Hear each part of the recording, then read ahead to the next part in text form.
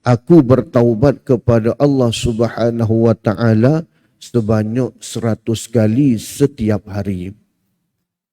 Maka kita sudah maklum yang mana baginda sallallahu alaihi wasallam ni manusia yang maksum, kekasih Allah, maksum, tak ada salah, tak ada buat kesalahan, tak ada buat dosa. Tapi masih lagi bertaubat, bahkan lebih daripada kita yang berdosa. Sebanyak 100 kali setiap hari. Maka lebih-lebih lagi kita yang bukannya maksum, bukan Rasul, bukan Nabi. Maka kita kena bertaubat pada Allah Subhanahu wa taala dengan taubatan nasuha.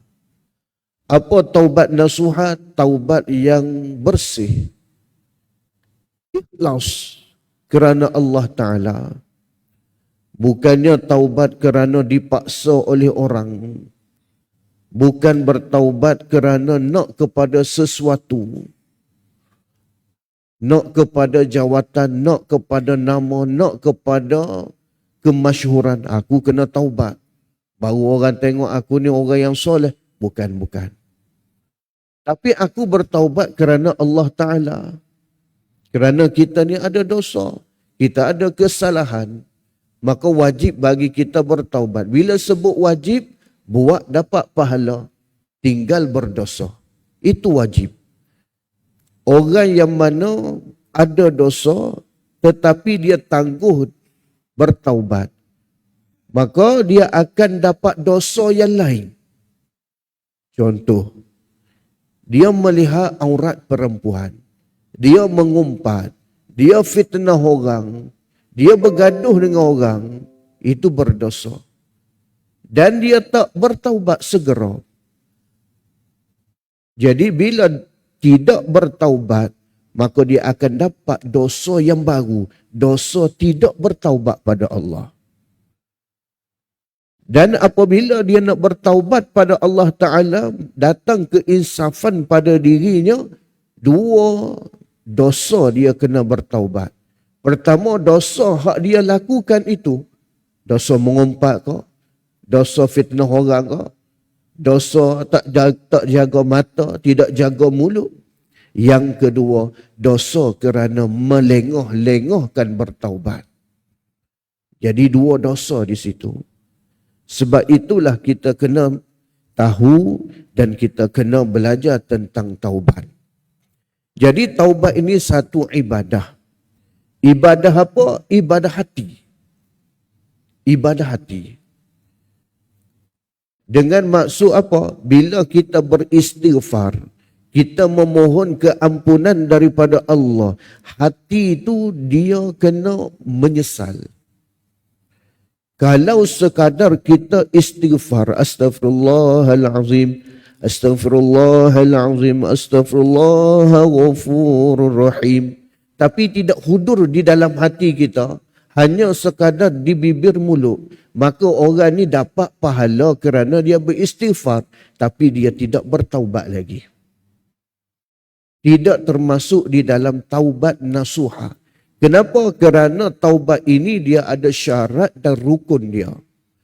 Maka pada pagi ini, insya-Allah saya akan kongsikan mengenai syarat dan juga rukun taubat. Yang mana saya ambil daripada kitab Penawar Bagi Hati Syekh Abdul Qadir Al-Mandili Al-Indonesi rahimahullahu ta'ala anhu. Rukun yang pertama bagi taubat iaitu menyesal. Dia hati kita. Menyesal, mari menyesal. Buat dosa, mari menyesal di dalam hati. Yang mana menyesal atas mengerjakan maksiat kerana Allah Ta'ala. Mesti kerana Allah. Bukan kerana ditangkap oleh orang, datang menyesal. Aku menyesallah mencuri semalam. Aku menyesallah buat dosa ini. Sebab apa? Kantoi dengan orang. Maka menyesal itu tidak diterima. Mestilah dia menyesal tadi semata-mata kerana Allah Subhanahu wa ta'ala. Yang kedua, Yang kedua, rukun kedua bagi taubat, meninggalkan akan maksiat. Mesti kena tinggal dosa tu. Maksiat yang kita suka lakukan itu kena tinggalkan. Itu yang kedua. Yang ketiga, berazam untuk tidak akan mengulangi dah dosa tadi. Kena berazam, lepas ni aku tak buat dah. Kalaulah seseorang itu, dia kata dia menyesal, tapi dalam hatinya masih lagi tidak berazam. Kalau kawan aku ajak, aku nak pergi lagi. Nak pergi tempat maksiat lagi. Maka dia menyesal main-main. Dia ada rukunnya, ada 3. Tiga-tiga itu nak mengkuatkan rukun yang pertama, iaitu menyesal. Bila orang tu, kita lah.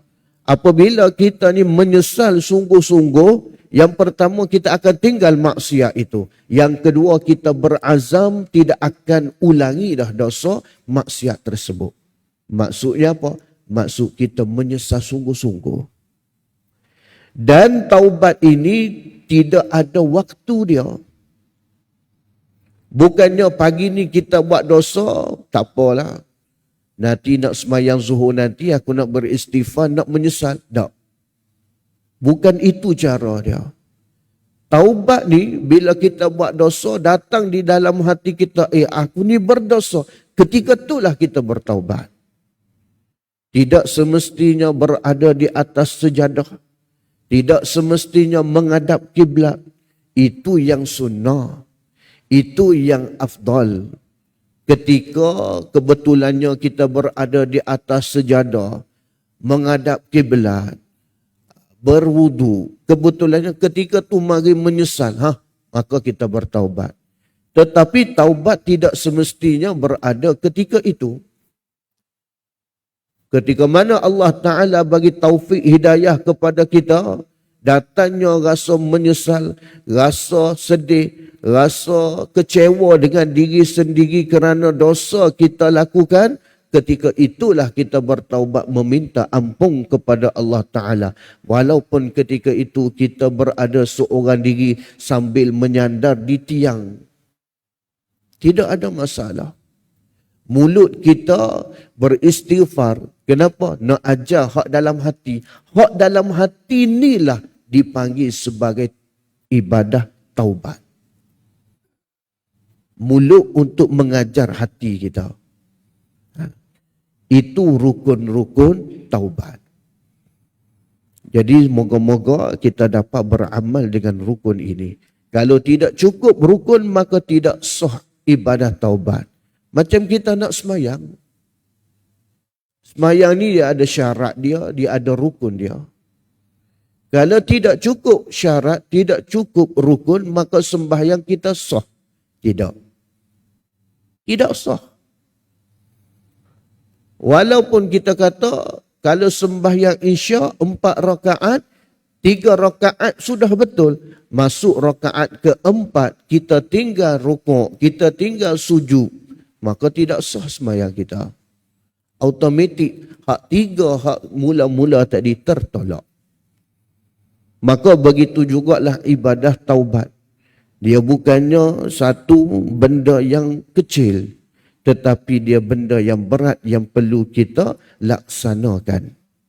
Dan dosa ini mestilah dinyatakan dosa apa yang kita buat. Ketika mana kita meminta ampun kepada Allah Subhanahu wa Ta'ala, ya Allah, ampunilah dosa aku. Dosa pagi ni aku telah buat sekian. Maka kena sebut, itu syarat dia. Tadi rukun, ini syarat dia. Cara kita nak bertaubat pada Allah, kita kena nyatakan dosa apa hak kita buat. Melainkan kita sudah lupa dosa hak kita lakukan. Baru kita boleh meminta secara borong. Secara segala-galanya.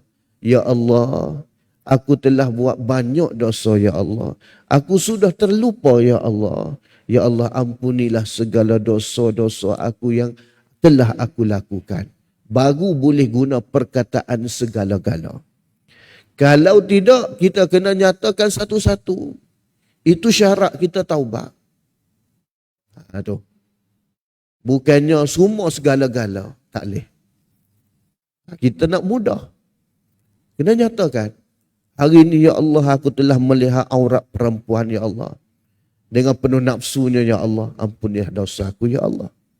Itu cara dia. Baru mari menyesal sungguh. Tidak akan ulang dah dosa itu. Itu syarat kita bertaubat. Yang kedua, taubat ini mestilah dilakukan sebelum roh dihalkum. Ini syarat yang kedua.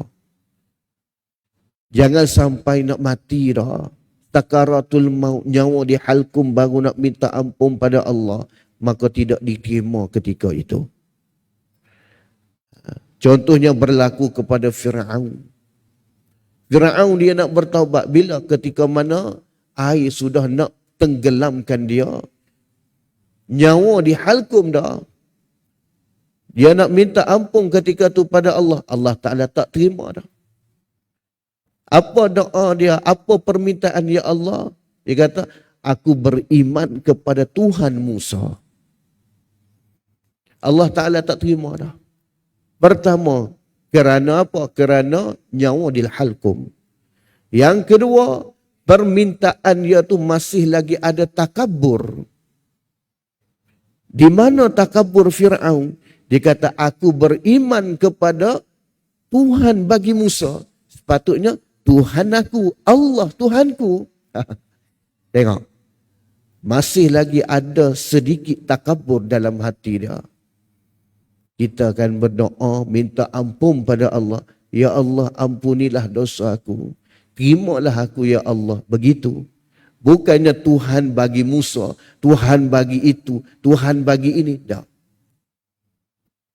Allah Ta'ala tak terima. Sudah ditutup pintu keampunan daripada Allah. Itu syarat yang kedua.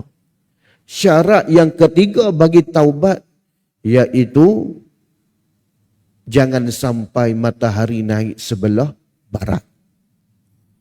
Jangan kita bertaubat sehingga matahari naik sebelah barat. Allah Ta'ala tutup pintu taubat ketika itu. Bila tu? Kiamat. Jadi bila masa kita nak bertaubat pada Allah? Sekarang. Jawapan dia sekarang. Sebab itu kita kena sentiasa bertaubat pada Allah. Kita tidak menguasai nyawa kita. Kita tidak menguasai umur kita. Tidak semestinya yang sudah lama, sudah tua, pergi dulu daripada muda. Tidak. Kadang-kadang yang kanak-kanak, yang remaja, yang budak-budak pun sudah meninggal dunia. Maka kita tidak menguasai nyawa dan umur kita. Syarat yang ketiga sudah selesai. Syarat yang keempat. Syarat yang keempat, kalau dosa itu melibatkan ibadah yang perlu ganti. Seperti sembahyang. Maka wajib digantikan, diqadhakan sembahyang itu. Dan perlu bertaubat pada Allah. Dua perkara. Kalau ibadah yang jenis wajib kena ganti, hutang kita dengan Allah wajib ganti dulu. Dan kena minta ampun pada Allah. Sebab itu sembahyang, kalau kita tinggal sembahyang, bukan hanya kita qadha sahaja. Qadha itu kerana hutang kita dengan Allah. Adapun kita meninggalkan sembahyang kerana kelalaian kita, itu dosa. Kita buat kerja sampai kita tak sembahyang. Kita buat perkara-perkara menonton TV, pergi situ sini sehingga kita tak sempat nak sembahyang. Kelalaian kita. Maka kita telah berdosa pada Allah. Maka wajib bertaubat. Hak qadha, qadha. Hak taubat dengan Allah kena taubat. Setengah orang bukan di sini lah. Dia kata, tak apa kita boleh qada. Tu. Itu jawapan dia secara mudah. Tak semayang ni, tak apa, sekejap lagi saya qada. Qada tu memang wajib qada. Hak berdosa tu tetap berdosa. Jangan kita rasa kita boleh qada, kita tidak berdosa. Nak semayang subuh, tak apa. Pukul 10 boleh semayang subuh, qada. Tu. Hanya satu sahaja yang dimaafkan. Iaitu ketika mana kita tidur. Sembahyang ni. Tidur pun bukan tidur dalam keadaan kita tidak jaga-jaga. Mesti wajib kita kunci jam. Kita pesan pula pada anak kita, pada isteri kita, tolong kejutkan ayah. Tolong kejutkan abah nak sembahyang zuhur dan sebagainya. Maksudnya kita berusaha. Dan kita tidur bukannya nak masuk waktu, mulalah nak tidur. Bangun-bangun dah habis waktu. Itu tidak usaha nama dia. Kalau betul dimaafkan, iaitu kita tidur ni awal dah. Kita kunci jam dah. Kita pesan dah kepada orang. Tiba-tiba kita tidur memang penat sangat hari tu. Kita tidur sampai bila? Tidurnya, tidur selepas maghrib. Bangunnya subuh esok. Penat sangat. Tu baru dimaafkan. Qada tu wajib qada. Hak maaf tu. Tu. Jadi sembahyang orang yang tidur ni dimaafkan. Tapi dimaafkan tengoklah keadaan dia. Usaha ke tidak untuk bangun sembahyang. Kalau tanpa usaha tetap berdosa pada Allah dan wajib qada. Itu yang keempat. Yang kelima, syarat taubat yang kelima. Kalaulah dosa itu melibatkan dengan manusia, tidak cukup hanya kita meminta maaf dengan Allah. Tidak sah, tidak terima. Maksudnya Allah Ta'ala tak terima taubat orang yang buat dosa dengan manusia, tapi tak minta maaf dengan manusia itu. Jadi mudah kita buat salah dengan orang, lepas tu kita pun insaf, minta maaf dengan Allah. Tidak sah taubat gitu. Kena minta maaf dengan manusia. Lepas tu minta maaf dengan Allah. Sebab kita menzalimi manusia. Kita menzalimi saudara se-Islam kita. Kita mengumpat. Itu hukum ke atas kita. Orang yang mengumpat, orang yang fitnah, orang yang buat jahat pada orang Muslim. Haram orang Muslim ni menumpah darah seagama dengan dia. Mencaci, menghina dan sebagainya. Maksudnya hukum tu kena ke atas kita. Apabila kita buat dosa tersebut, maksudnya kita berdosa. Bukan hanya dosa pada Allah, tapi dosa dengan makhluk, dengan manusia. Wajib kita meminta maaf dengan orang tu. Maka di sini berlakunya khilaf di antara mazhab Imam Syafi'i dan mazhab Imam Malik. Iaitu guru kepada Imam Syafi'i rahimahullahu ta'ala anhum. Imam Syafi'i, bagi mazhab Imam Syafi'i rahimahullahu ta'ala anhu, iaitu mazhab kita lah. Apabila kita meminta maaf dengan manusia, kita kena nyatakan apa dosa, apa kesalahan kita pada dia. Agak-agak berani ke? Berani ke? Kalau tak berani, baik tak payah buat salah dengan orang. Kenapa kena nyatakan? Kerana nak memperzahirkan ataupun nak mentahkikkan bila orang tu maafkan kita, dia maaf betul-betul. Sebab dia tahu dah kita buat salah apa. Contoh, kita pernah mengumpat. Mengumpat hal dia. Mengumpat ni apa? Menyebut perkara yang buruk tentang saudara kita. Sahabat tanya Nabi, ya Rasulullah, walaupun dia buat tu hak sebenar ya Rasulullah. Ya, Nabi kata, yang dia buat yang sebenar itulah dipanggil mengumpat. Orang tu buat sesuatu dan kita bercakap tentang dia. Nabi kata mengumpat ni orang yang menceritakan keburukan saudara se-Islam dia, yang mana kalau saudara dia tahu, saudara dia akan marah, akan tak suka. Maka sahabat tanya baginda, ya Rasulullah, jikalau hak kita cakap tu benda hak dia memang buat ya Rasulullah. Nabi kata apa? Ya, itulah mengumpat. Kalau kita bercakap apa hak dia tidak buat, itu panggil fitnah. Apa tak? Kadang-kadang kan kita, orang-orang kita, jangan mengumpat berdosa. Tak apa, hak dia buat dah. Kan? Memang dia buat. Yalah, mengumpat tu memang hak dia buat lah.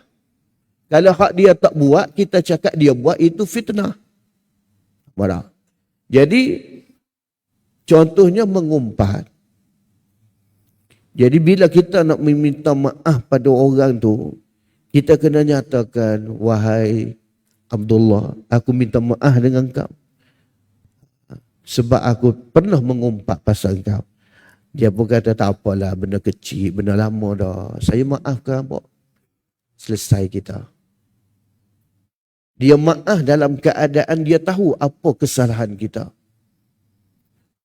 Tapi berbeza dengan pandangan mazhab Imam Malik rahimahullahu ta'ala anhu.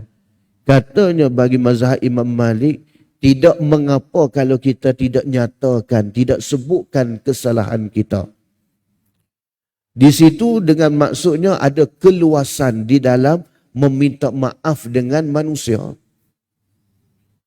Jadi bagaimana kita nak berhubungkan di antara dua pandangan ulama ini? Macam mana kita nak amalkan?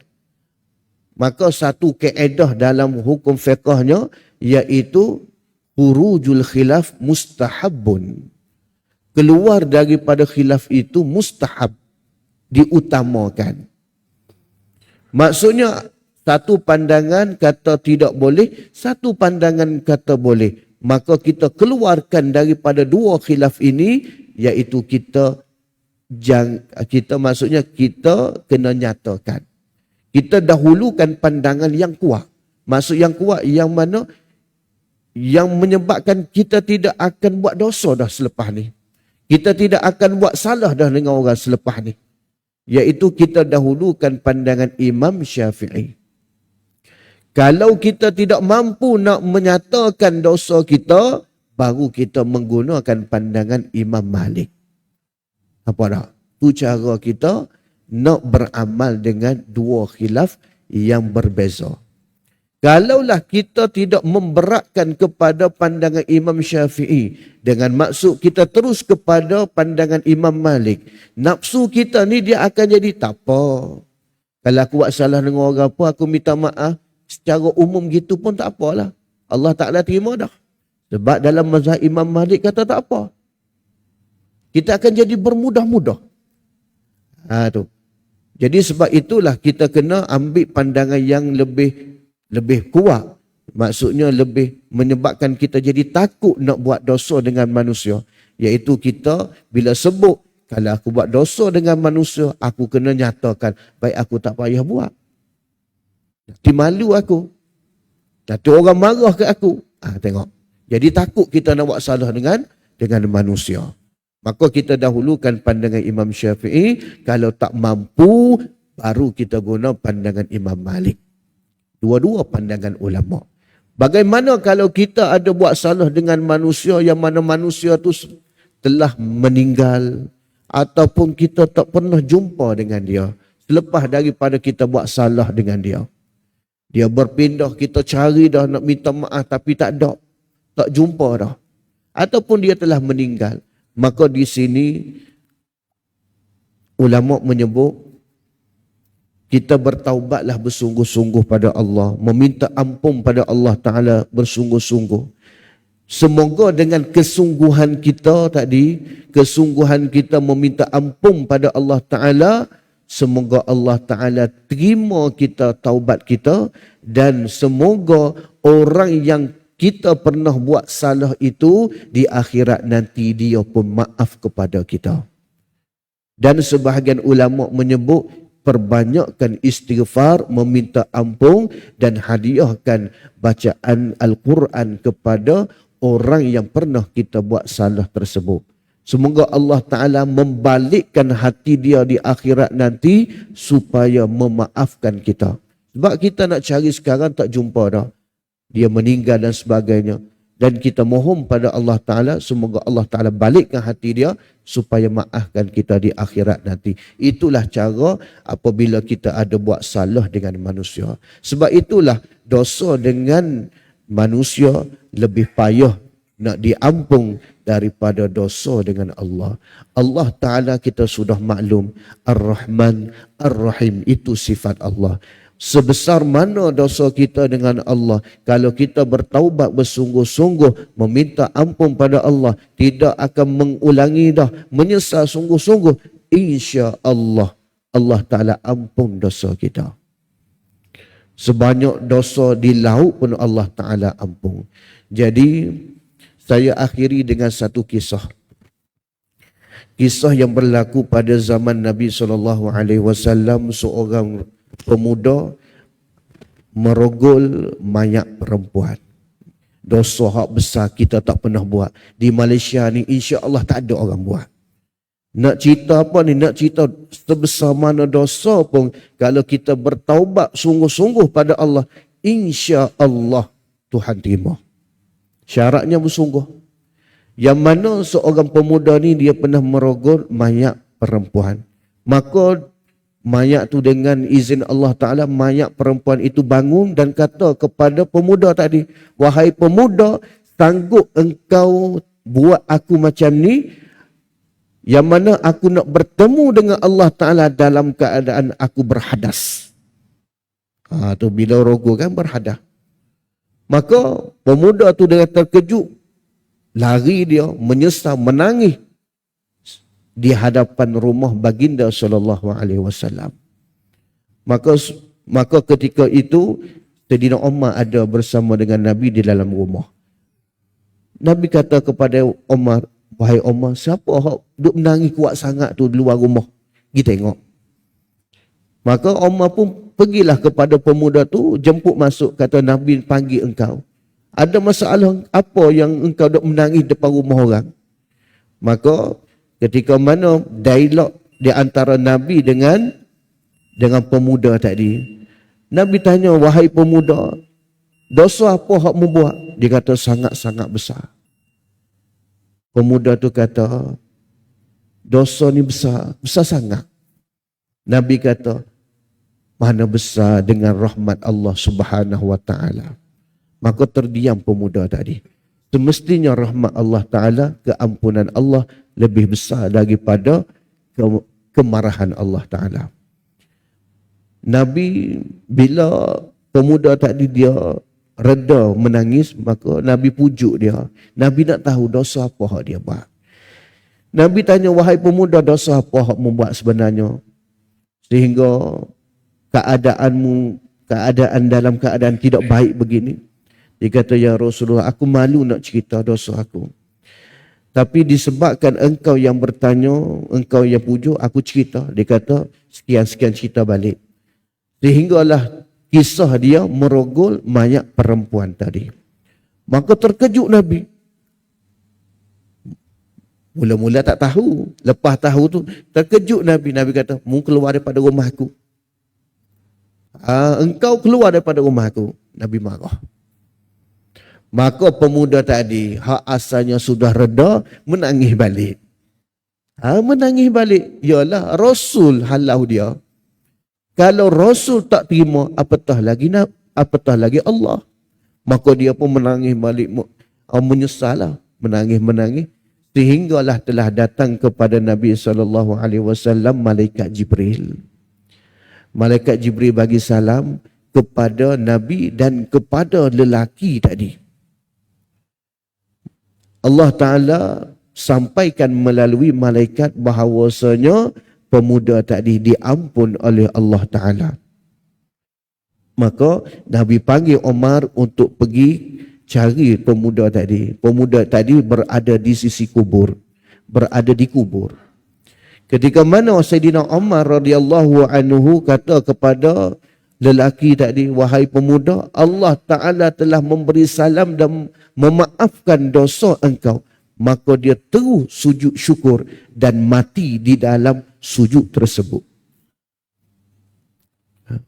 Dia menangis bukan sehari, bukan 2 hari, bukan 7 hari, tapi berpuluh hari. Ini dia bertaubat sungguh-sungguh. Jadi sebesar mana dosa kita, kita kena sentiasa bertaubat, meminta ampun. Semoga kita mati di dalam keadaan kita bersih, seperti mana kita datang ke bumi ini dalam keadaan bersih daripada segala dosa, maka kita keluar, kita kembali ke akhirat dalam keadaan bersih. InsyaAllah, moga-moga Allah Ta'ala mengampuni segala dosa-dosa kita dan terima segala ibadah kita. InsyaAllah. أعوذ بالله من الشيطان الرجيم بسم الله الرحمن الرحيم الحمد لله رب العالمين والصلاة والسلام على أشرف الأنبياء والمرسلين وعلى آله وصحبه أجمعين اللهم اغفر ذنوبنا ولوالدينا وارحمهما كما ربيانا صغيرا والجميع المسلمين والمسلمات والمؤمنين والمؤمنات الأحياء والأموات اللهم اغفر لأمة سيدنا محمد صلى الله عليه وسلم اللهم أصلح أمة سيدنا محمد صلى الله عليه وسلم اللهم اجبر أمة سيدنا محمد صلى الله عليه وسلم اللهم استر أمة سيدنا محمد صلى الله عليه وسلم وصلى الله على سيدنا محمد وعلى آله وصحبه أجمعين والحمد لله رب العالمين تقبل الله منكم منا ومنكم تقبل يا كريم.